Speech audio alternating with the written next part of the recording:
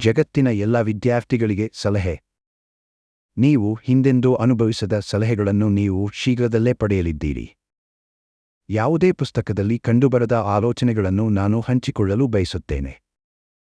ನಿಮ್ಮ ಹೃದಯದಲ್ಲಿ ನೆಲೆಸಬಹುದಾದ ಕೀಳರಿಮೆಯ ಭಾವನೆಗಳನ್ನು ತೆಗೆದುಹಾಕಲು ಸಹಾಯ ಮಾಡುವುದು ನನ್ನ ಗುರಿಯಾಗಿದೆ.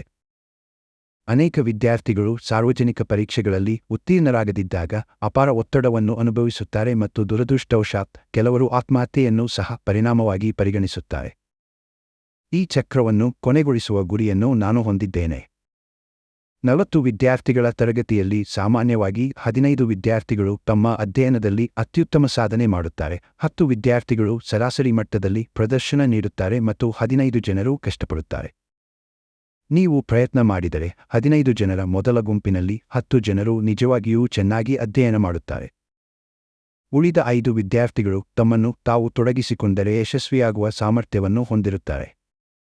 ಉತ್ತಮ ಸಾಧನೆ ಮಾಡುವ ವಿದ್ಯಾರ್ಥಿಗಳು ಸಾಮಾನ್ಯವಾಗಿ ತಮ್ಮ ಕುಟುಂಬಗಳ ಬೆಂಬಲ, ಪೋಷಕರ ಮಾರ್ಗದರ್ಶನ ಮತ್ತು ಅವರ ಸುತ್ತಮುತ್ತಲಿನವರಿಂದ ಪ್ರೋತ್ಸಾಹದಿಂದ ಪ್ರಯೋಜನ ಪಡೆಯುತ್ತಾರೆ.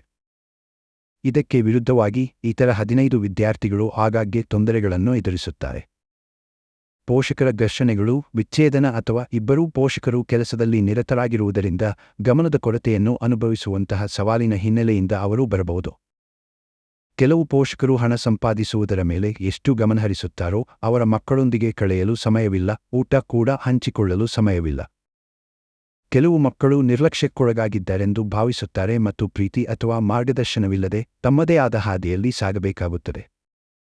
ಎಲ್ಲಾ ಮಕ್ಕಳು ಪ್ರತಿಯೊಂದು ವಿಷಯವನ್ನು ಸುಲಭವಾಗಿ ಗ್ರಹಿಸುವುದಿಲ್ಲ ಎಂಬುದನ್ನು ಗುರುತಿಸುವುದು ಮುಖ್ಯ. ಅನೇಕರು ಗಮನಹರಿಸಲು ಹೆಣಗಾಡುತ್ತಾರೆ. ಒತ್ತಡವು ಅಗಾಧವಾಗಿರಬಹುದು ಮತ್ತು ಕೆಲವು ಸಂದರ್ಭಗಳಲ್ಲಿ ತಮಿಳು, ಇಂಗ್ಲಿಷ್, ಗಣಿತ, ವಿಜ್ಞಾನ ಮತ್ತು ಸಮಾಜ ವಿಜ್ಞಾನದಂತಹ ಅಗತ್ಯ ವಿಷಯಗಳನ್ನು ಉತ್ತೀರ್ಣರಾಗಲು ವಿಫಲವಾದರೆ ವಿದ್ಯಾರ್ಥಿಗಳು ಆತ್ಮಹತ್ಯೆಯನ್ನು ಪರಿಗಣಿಸಬಹುದು.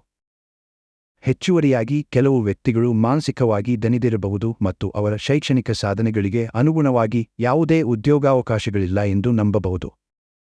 ಎಲ್ಲ ವಿದ್ಯಾರ್ಥಿಗಳಿಗೆ ಬೆಂಬಲ ನೀಡುವ ವಾತಾವರಣವನ್ನು ಸೃಷ್ಟಿಸೋಣ. ಅವರು ತಮ್ಮ ಹೋರಾಟದಲ್ಲಿ ಒಬ್ಬಂಟಿಯ